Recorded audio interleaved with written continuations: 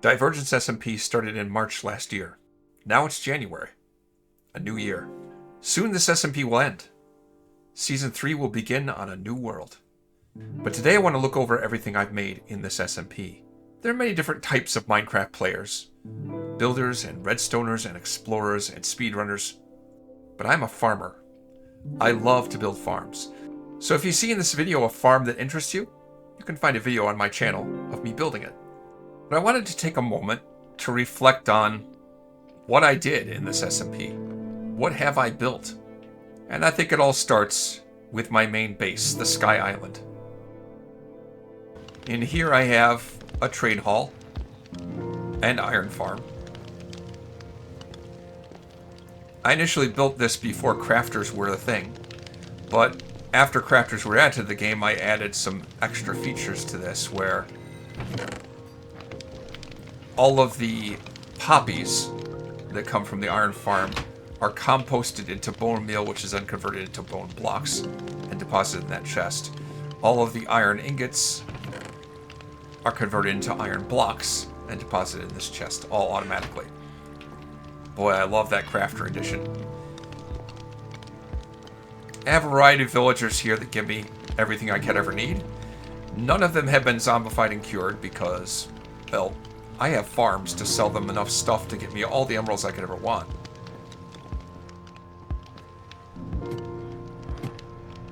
And you can see here is the chamber where the iron golems spawn. This is where any of my videos begin. This is my main area for storage. And I've done my best to organize things in a way that hopefully people can figure out. Hopefully it makes some kind of sense. Up here is where I built my pumpkin and melon farm, producing massive amounts of pumpkins and melons, and later on I added a crafter to it to convert all the melon slices to melons. And the pumpkins are separated out into these chests.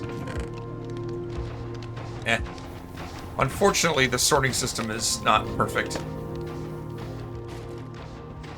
Because originally I wasn't sorting stuff, and I had to separate things out between the melons and the pumpkins once I added the crafter to the system. If I had designed it from the beginning with the crafter in mind, there would have been room to make the sorting system more reliable so I wouldn't get any melon slices in with the pumpkins. Go up a little further in this building, and I had a dripstone farm set up here at one point, but it's produced way more dripstone than I ever have any use for or know what to do with it. But over here, I'm somebody that hates mining, so I built a cobblestone, actually a stone generator here. Yeah, like that.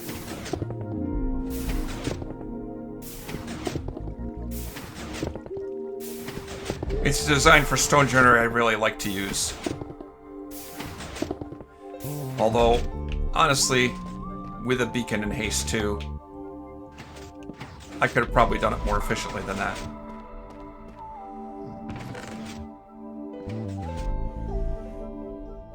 Here I have a little mini, I don't know if there's any bone meal in here right now, but this is like a mini single cell bamboo farm that uses bone meal to create bamboo and harvest it. And up here I made something purely creative here. There's just for the fun of it, this airship up here.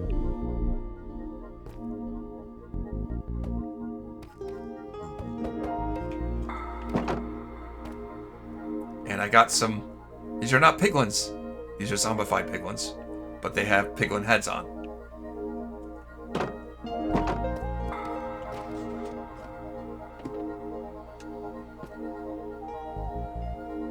And up the gangplank here is the main cabin for the airship, with a couple of stewards in here, plus Duke. Say hi to everybody, Duke. And then up in here, I had this space that I wasn't sure what to do with, but these allays are supposed to be maintaining the airship and helping keep these inflatable boxes that give the airship buoyancy operational. But I put my big map room here. That is the first main building that I built.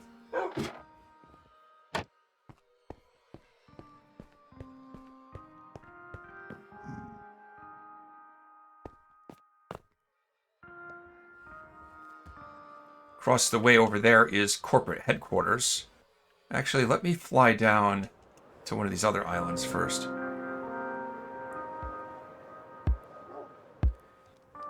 This particular sky island I didn't build. It was built by KatBeanie, one of the other Divergents. Gave me a little present of a bunny sanctuary. Look at that. It's so nice. I really like what she did here. In case I wanted to have bunnies. She also hid a nasty secret in here. If you want to see that, you'll have to check out my playlist.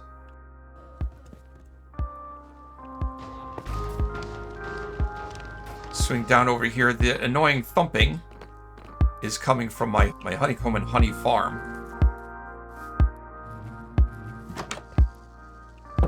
I have a note block playing here to attract this allay that collects all the honeycomb and deposits it. And there's plenty of flowers for the bees to use.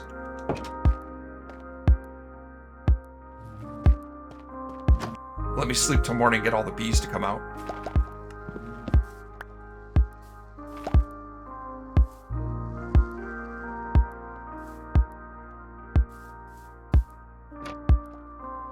And over here is where I collect all of that honey. This also uses the crafter to make honey blocks from the honey bottles, but I didn't set up a system to put the bottles back into here, into that dispenser. If I had to do it over again, I'd want to figure out a way to do that automatically. This is where all the honeycomb gets deposited. I have a lot more honeycomb than this. This is just what's left since I picked it up last.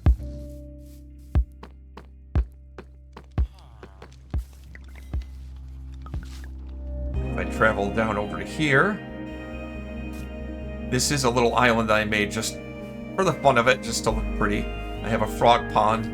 The only way I could feel safe about the frogs is to get them in these rafts so that they would stay put. I was always afraid that they'd jump off the island to their doom.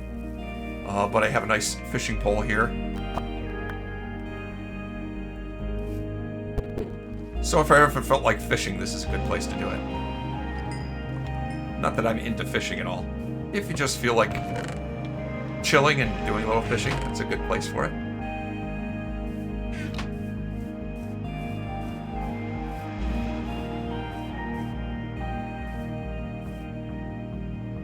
Over here is a dangerous looking rickety bridge that leads to a kind of a nether biome island with a giant portal and a representation of a crimson and warp forest biome. And there's even a representation of a basalt delta over here. But I made this thinking, well, if I ever want to farm crimson or warp stem, this would be a good place to do it. A nice safe place in the overworld to collect that stuff.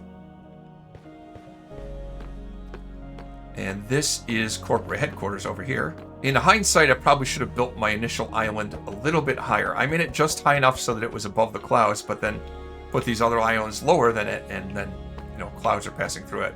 But there's a nice, big, intimidating looking corporate headquarters. Inside, I got lots of different dogs.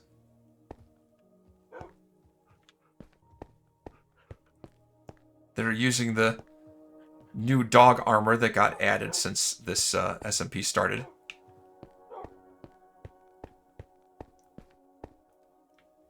Some of these dogs are employees, some of them are just in the waiting room.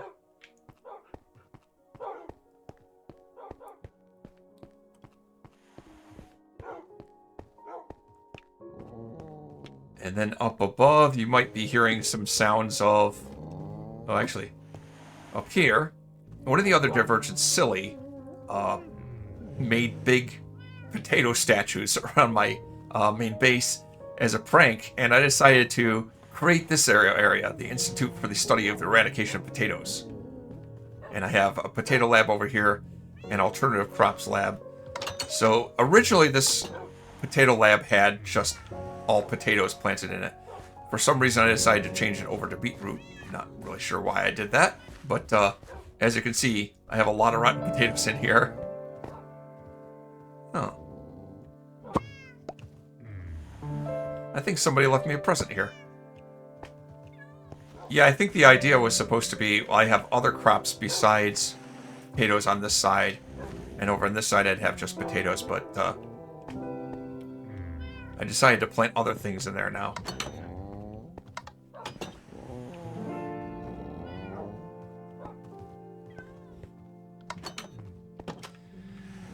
And you might be able to hear up above some noises that are indicative of sniffers. I have a lot of sniffers up there, and here's where all their seeds get collected. There's also armadillo scoot, because I figured I might as well put armadillos up there too.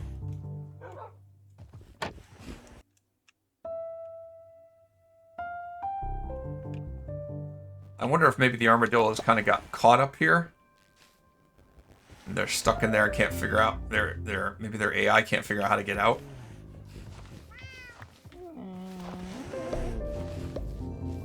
Because it looks like all the armadillos are caught in the walls there.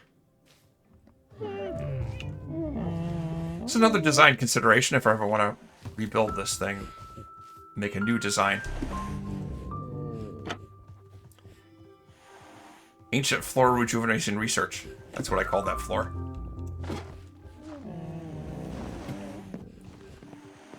And up here is the main corporate headquarters office, their main office, where you have the corporate board. And as you can see, while there may be a lot of dog employees, the cats are the ones really running things.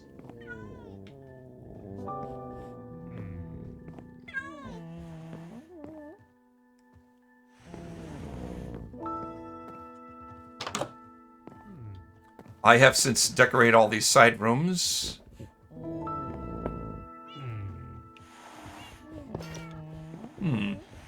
I think maybe someone else has added some decorations here, because I don't remember this guy being here.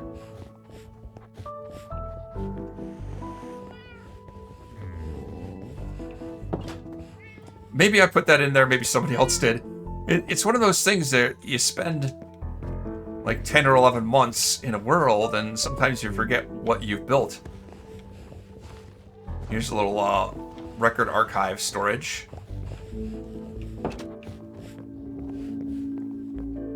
And we have some posh offices for some of the important executives. There's an office over there. Another office over here.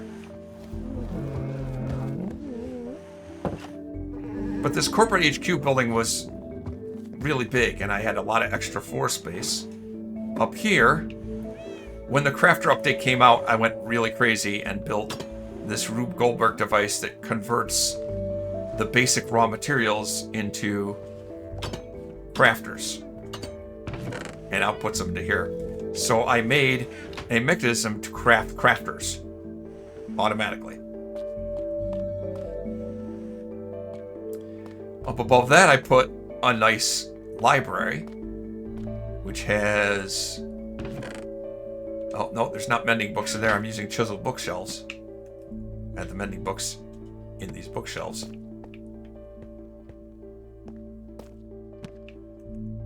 Mending, channeling, just as it says on there. So if I'm looking for any enchanting books specifically, or I want to do any kind of enchanting, this is the place to do it. Then up the next level up here, I built myself a nice automatic flower farm. Here's a... Oh. Is it dark outside? Is it nighttime? Because that's... Oh yeah, that's supposed to be closed during the day. I keep forgetting. The closed-eyed blossom, it's closed in the day and it opens up at night. Did I have any... Yes, I have bone meal in here, so I could just turn this on. Show it off.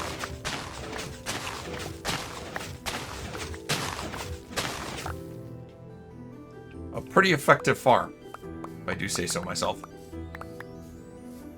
Although the collection system is just all manual. Just run around this little area and collect it all.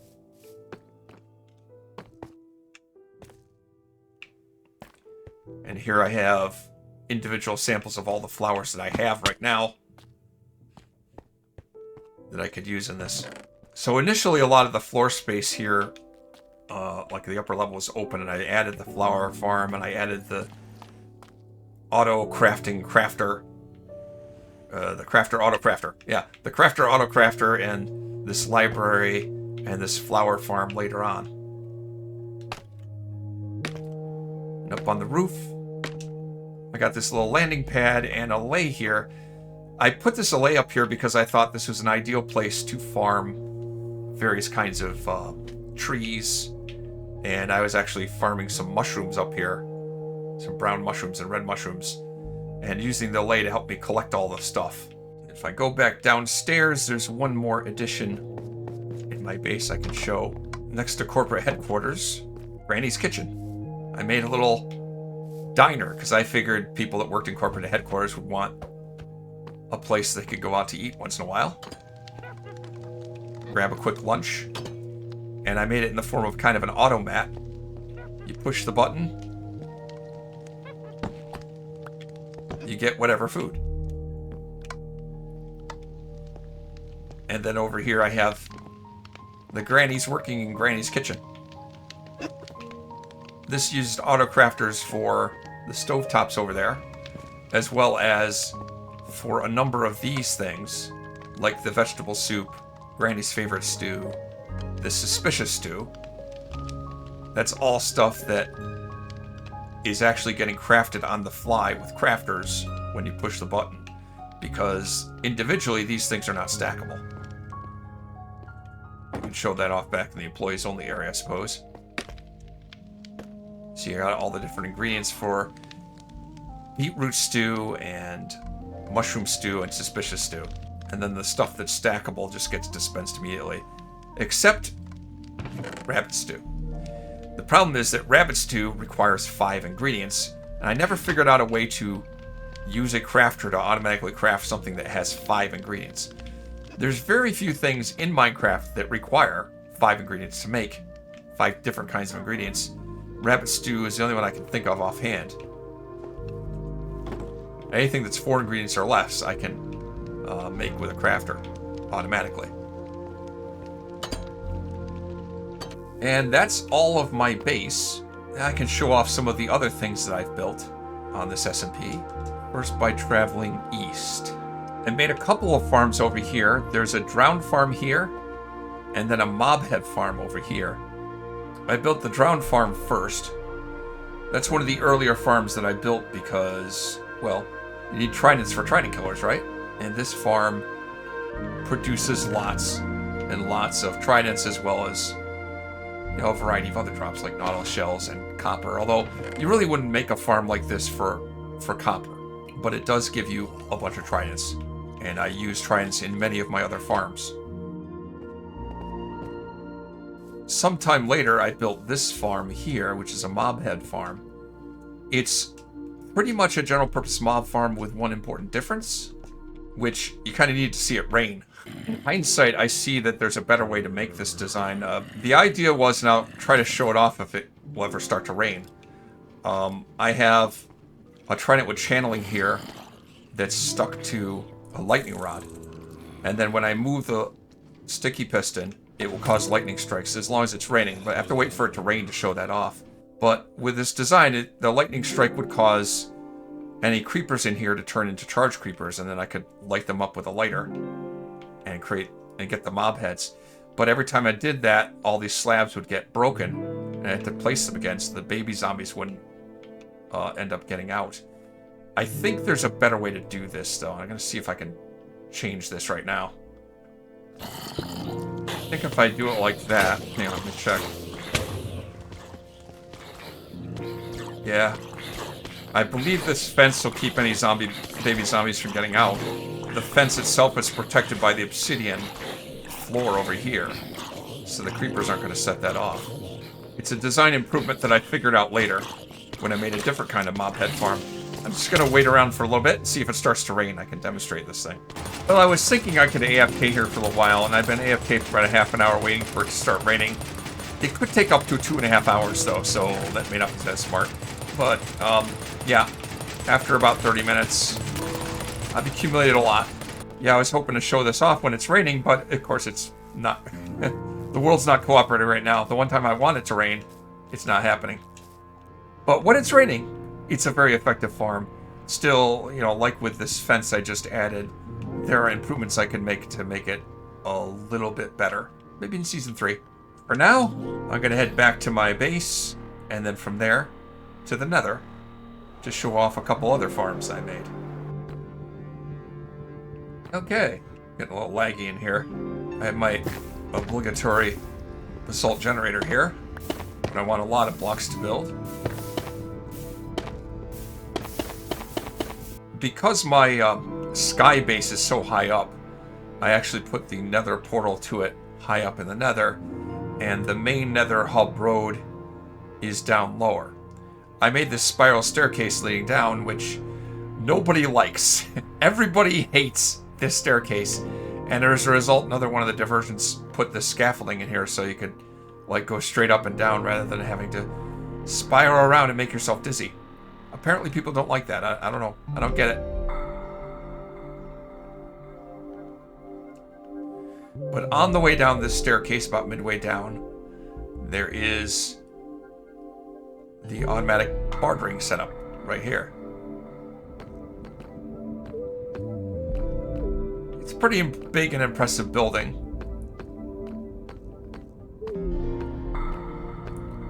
And over here is the heart of the machine.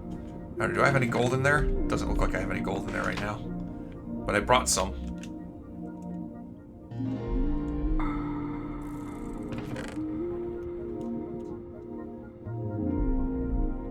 Put all the gold ingots in there. Flip the switch. And this guy just crazily barters a lot of stuff. Oh, shoot. There was a bug that came about at some point where minecarts stopped moving. One of the 1.21 updates. It has been fixed since then, but if there's a farm that I haven't visited in a while, the hopper minecarts might have stopped moving. But this guy's just going to drop all that stuff, and the sorting system is reliable, but it's a little slower than the rate at which this guy is dropping stuff. So there's going to be a backlog building up in these chests before it gets sorted into these chests down here.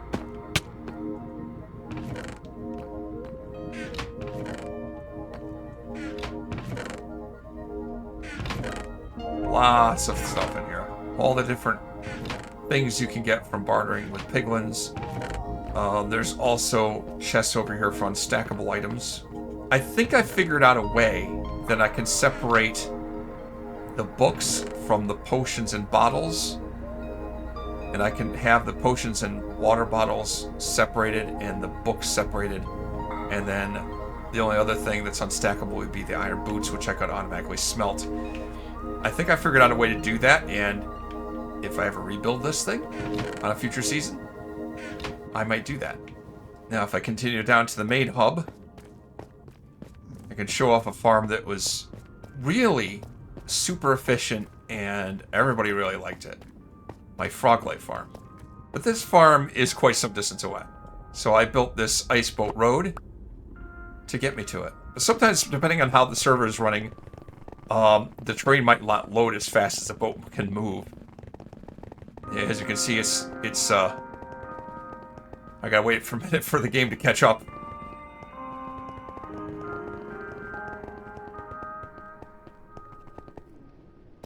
There's a nice sign here that shows that the trial chambers are this way. It doesn't show that Froglight Farm is down here, which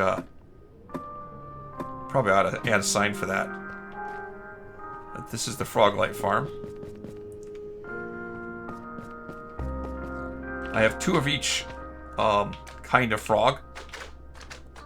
So there's 6 frogs in there. And that gives me a pretty much even number of all the 3 types of Froglights. Originally, I didn't have any sorting system, but once the crafter was introduced, I decided I would A, sort out the different frog light types. You don't have to AFK here very long to get many, many frog lights. And also, B, convert all the magma cream that you get into magma blocks. And that magma blocks can be useful for some other kinds of farms. There, that should help.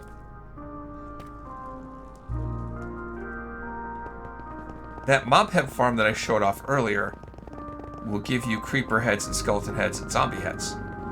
There's one other type of mob head that I made a farm for, and that's piglin heads. That I had to do someplace else. Oh, hey, it's raining! It started to rain. Fly off in the correct direction, which would be this way.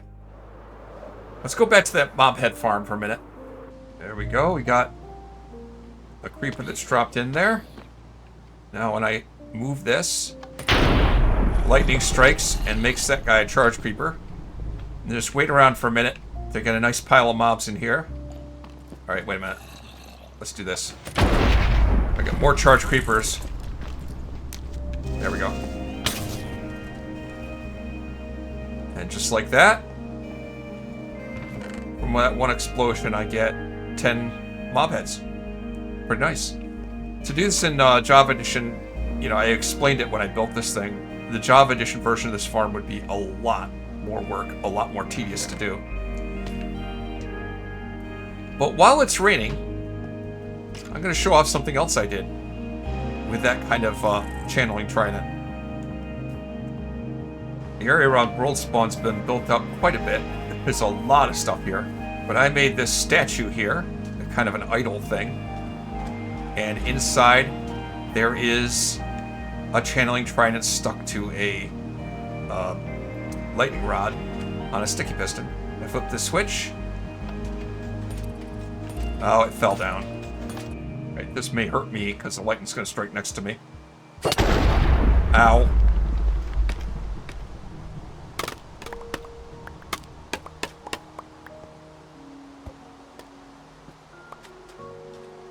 It's kind of a glitch you sometimes run across in Bedrock Edition where, you know, tridents will fall down when chunks are loaded and unloaded. There we go.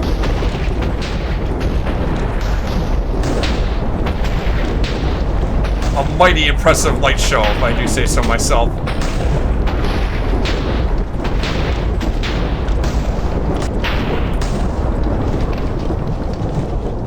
Whew. That is a big noise that thing makes.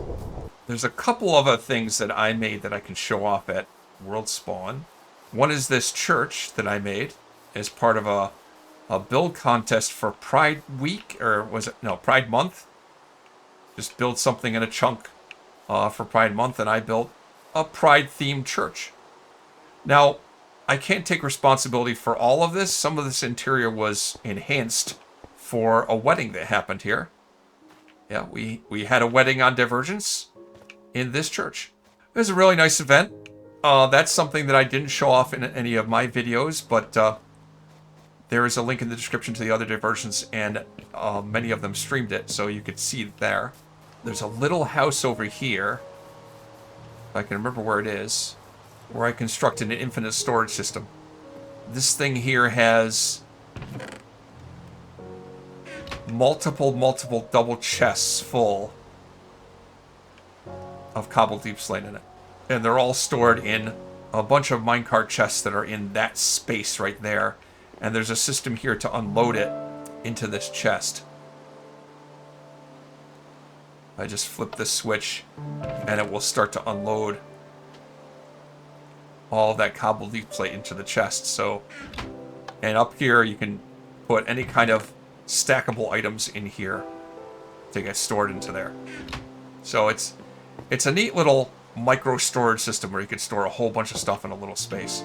And this is another little thing that I didn't show off in my video, but if you look at the wedding, you know, one of the little things that we did after the wedding is have this little setup here. Human Cannon Mark 1. Whee! Pretty cool. We had a list of, like, tasks to do. Like, we would give each other challenges. One of those challenges that I gave for other people to do is to bring goats to world spawn. And I did that so that I can make a goat horn farm.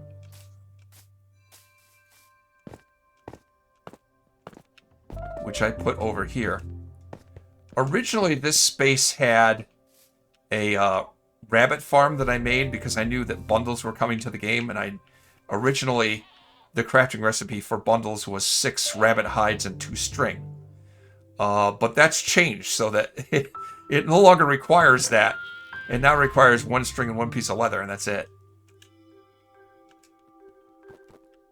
Let's get this screaming goat up here and I can demonstrate how this works.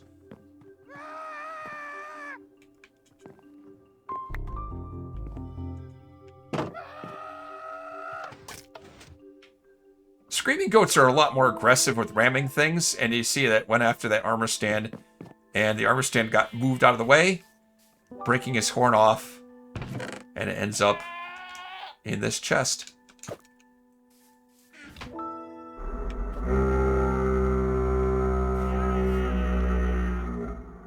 Not exactly a very pretty horn.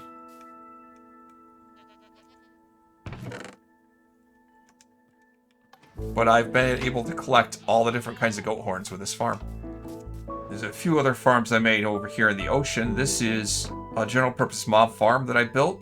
Originally, I had made a creeper farm on this spot, but I converted it over to a general purpose mob farm when an update to Minecraft changed it so that the creeper farm design I made doesn't work anymore. So I tore it down and built a general purpose mob farm, and instead, this farm has a system which automatically converts the bones into bone blocks and sorts out the other drops you can get. Right now it's set up to just... I guess it's not set up for that. There is the option for it to just throw away the arrows and the rotten flesh and any spider eyes that it gets, but right now it's not throwing those out, but all the unstackable items do get thrown out.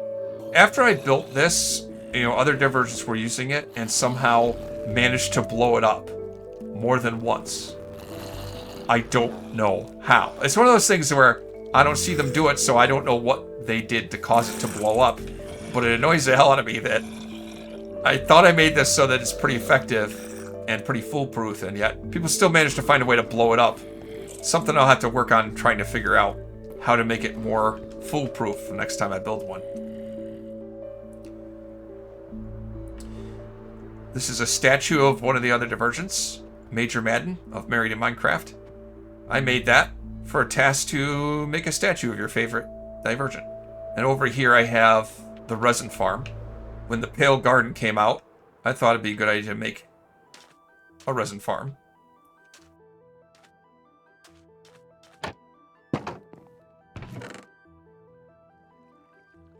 This resin farm relies on having, 15 different trident killers? Which, unfortunately, they have to be thrown by whoever's using the farm. And again, it looks like one of those tridents has disappeared. Bedrock. What can you do? I go over a little further to the west. There's another farm over here. This is, I think, the first split density cap farm that I've ever made. And it's an ink farm. So I got these 2 big spawning pools. The minecarts collecting stuff shouldn't be moving right now. They should only be moving when this switch is turned on. And the switch is off. It may be that somebody turned off the switch, but then immediately left before these carts got back to where they're supposed to go. Yeah, see, now they're not moving.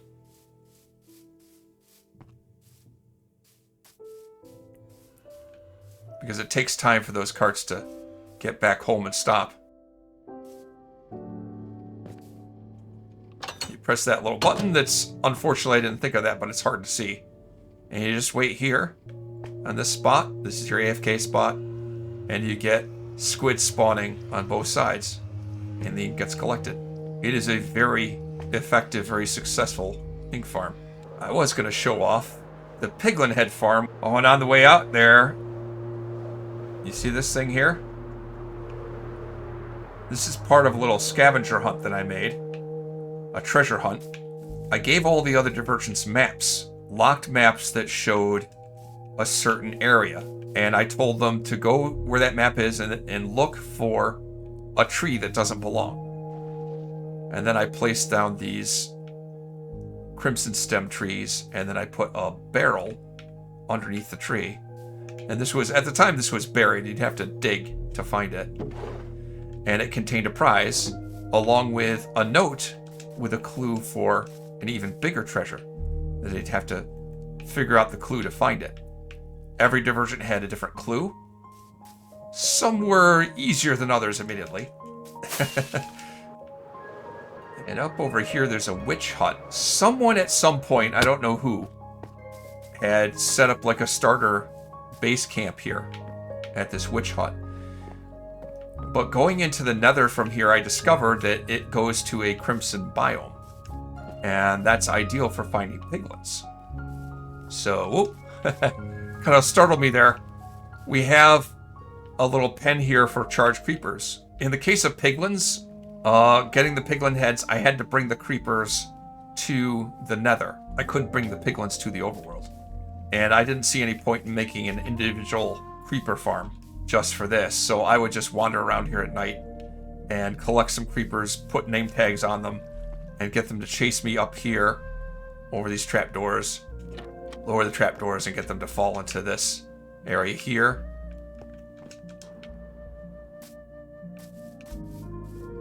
And then I'd have a lever back here. Where is it? Right here. That moves that mechanism with a channeling giant on it, causing lightning to strike and turning all the creepers in there to charge creepers.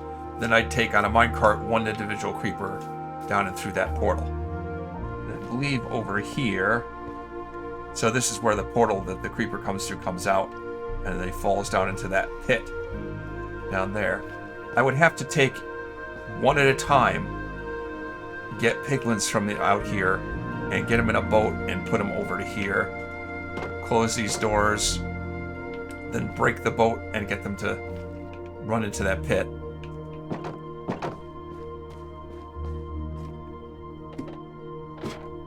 I'd collect about 10 or so piglins, then go over here and set off the charged creeper and get the piglin heads. But I'd have to do it. Collect one piglin at a time, get about 10 or so, and then bring in one charged creeper and set it off. It's a lot more tedious of a process than for the other mob heads. There's one other thing near World Spawn that I forgot to show off. Actually, a couple things that are underneath the village at World Spawn. Yeah, down here.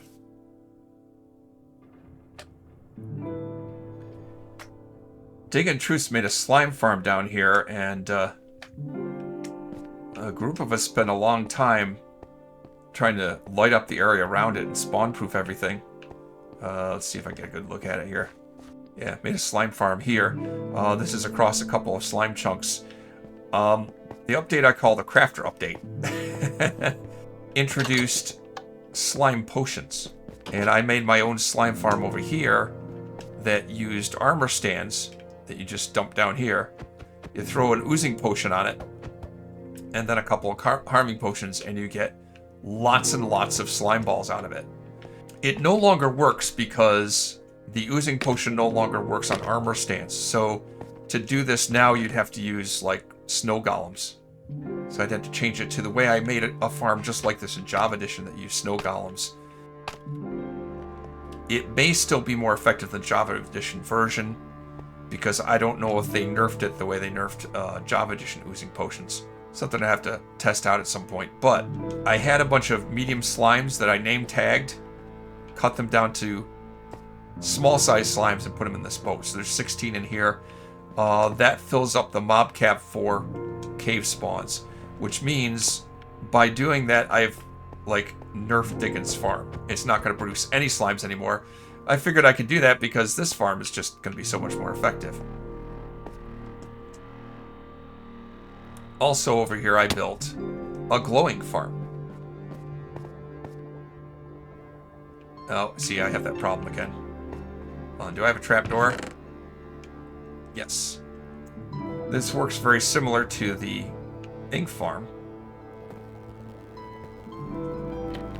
but it's not a split density cap farm or anything. I figured it didn't really need to be. It produces plenty enough ink as it is. Sometime a little before the crafter update came out, I was bored and looking for something interesting to do, and I decided to do something in Diggin's base. Where's Diggin's base? Yeah, here it is. And pull the little prank. A lot of people in their bases have like dead space, unused space in a decorated base that is kind of hidden away out of sight. I decided to take advantage of that and make a secret like hidden base inside Diggin's base. And I get to it by drinking a bottle of water.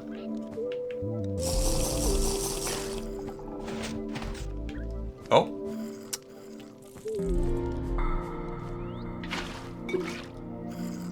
Wasn't fast enough.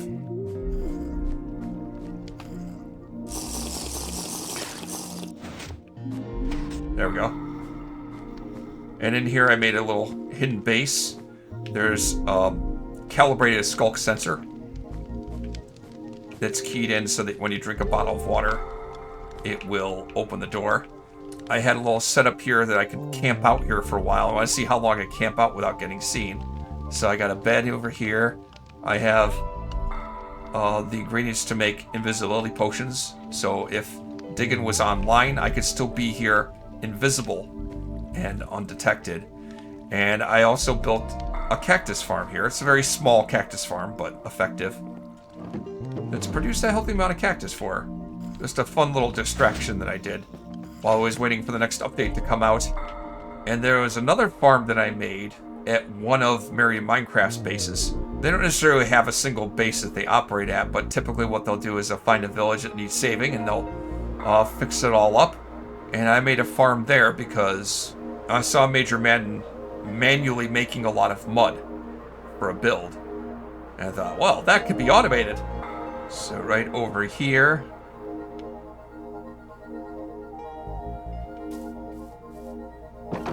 I made this automatic mud farm. Now, Diggin, I think, had been doing a crap ton of terraforming, so she had a whole lot of dirt that she could donate to the cause. So what happens is, place dirt blocks there, it automatically turns it into mud blocks, pushes it out of the way. I can convert a couple of stacks of dirt into mud blocks. So you've got all the mud you need. You can collect it all. After I built this and when the crafters came out, I realized that, well, what he's using this mud for is to make mud bricks. And I figured out a way to make a wheat farm and then automatically convert the mud into mud bricks. So I can dump the mud in this chest. It takes it down into a hidden area underneath where there's the automatic wheat farm and a crafter that will convert the mud I dumped into mud bricks and spit it back out up here. This was supposed to be a similar situation to what I did in Diggin's base, where I made a hidden base inside of their base and put a farm in there and just see how long I could go without them noticing it. But I actually got spotted, so it looks like they've closed off that secret entrance. There was a secret entrance over there, but it's been closed off. But there's another way in over here, hidden under this waterfall.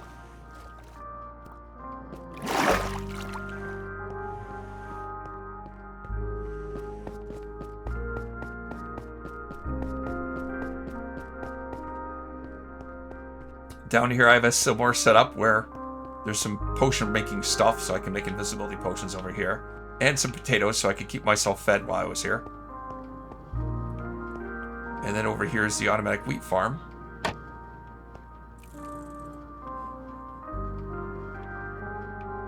Unfortunately, it looks like something's happened to the farmer. They're gone. I got a farmer down here that was automatically harvesting all the wheat, but they're gone. Which is not good. Because this whole automatic system here for composting the extra seeds and taking the wheat and sorting it out into the crafter over here, that's all going to be for naught. because the farmer is gone, so the automatic wheat collection system is going to be broken. That's unfortunate. Very unfortunate. Getting the farmer down there was not easy. I don't think a zombie got to them. This area is very well lit. But that unfortunately means that eventually that automatic system is going to run on wheat and it'll just stop working. I think that covers farms that I've made, but there's a few other builds as well. There's this church here. I actually made 2 churches on this SMP. I don't know why that ended up happening, but I had a challenge to make a colonial era historic building. And I built this church based on Burton Parish Church in Williamsburg, Virginia. The exterior is pretty closely based on it. Interior is a little bit different from what the original looks like, but I tried to make it so that it is in keeping with that colonial area 18th century style of build. I don't normally build churches in Minecraft, but that's just a thing that I did for this season.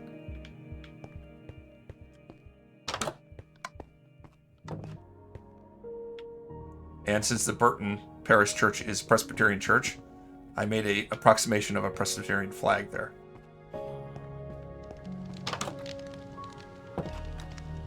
One other build I did in this area was the Hobbit House, which is up over here.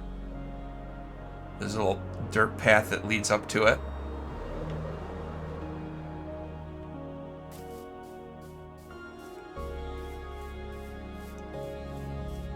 And here's the nice little Hobbit house I made.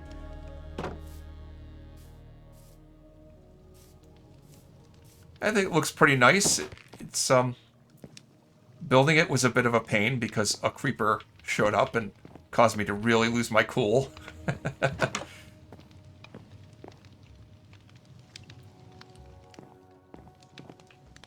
So the second half of building this was a lot of me swearing.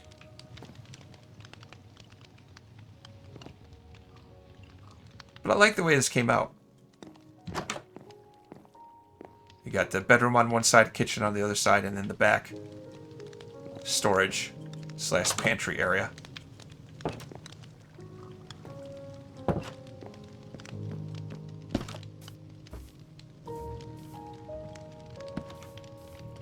The only downside to this build is there's no spawn proofing up on the hill behind it. And that's, I think, where the creeper came from. There were a lot of decorations for Halloween. One of the many things that the Divergence did was to decorate this haunted village. Probably do a nice aerial view of it. With a bunch of different decorations for Halloween. It looks really cool. I didn't do much for Halloween, except for one thing.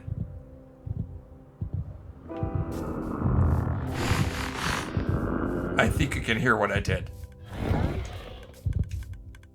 I actually got a warden and brought it to the haunted village.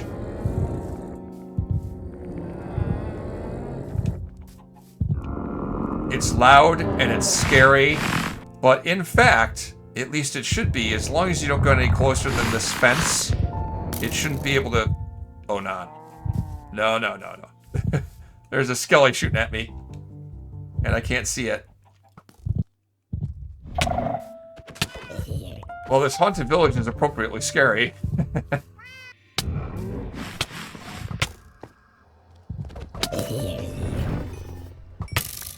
Wow.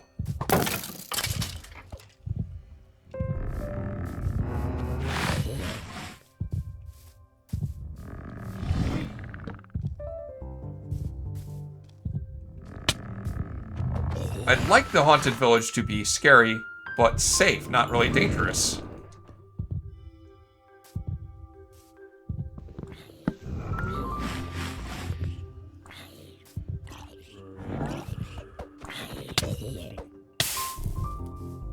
Anyway, so this is the haunted village. There is a warden out there, and I believe as long as you stay outside of this fence, the warden isn't going to be able to smell you out. He's surrounded by wall blocks, so he can't hear you, But be that as it may, it still gives you the darkness effect. You can still hear it quite a distance away. It's a scary thing to have for a haunted village, right? At the very least, a very annoying thing to have. And I managed to get that thing trapped in there. Yeah, it's down under that wall there. But I shouldn't get that close because it can smell me from that distance. But as I was saying, I managed to get that from an ancient city. Forget where it was. It might have been off that direction, the ancient city. It was a significant distance away, and I managed to get it to the haunted village through a tunnel, luring it in without dying. And I'm pretty impressed with myself for being able to do that. I didn't even die once. Okay, there's a couple other things that builds that I made. One's about 30,000 blocks away in the other direction. So we're going back to the Nether. Oh yeah, I almost forgot. This is a blaze farm I built. Oh yeah.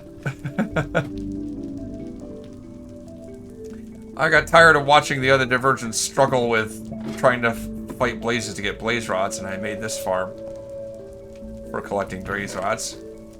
It seems that because of the flowing lava, I'm also getting string plus an occasional saddle from this farm. But it is, you know, a pretty easy, effective farm. I'm always impressed by Diggin's ability to make map art. That's something that's an art form that I'm no good at. But on the Mushroom Fields Island, where they're doing map art, they've also done a bunch of Christmas decorations.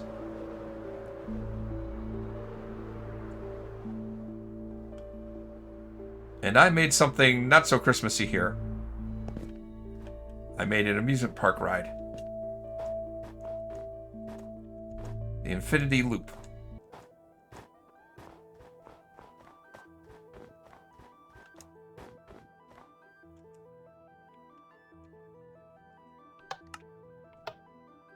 Hop on the minecart and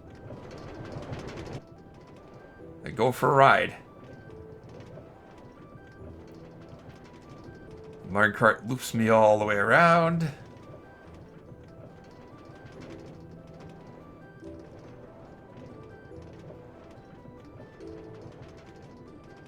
And off the edge. Wah!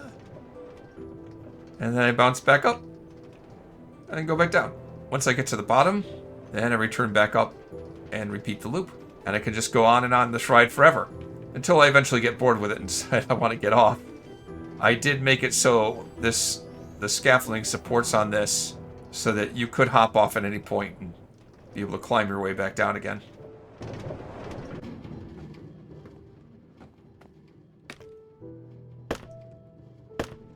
There's a switch down here I can... Whoops. I'll turn off the rail there and stop it so that I can collect the minecart. Because I think even empty it'll keep going.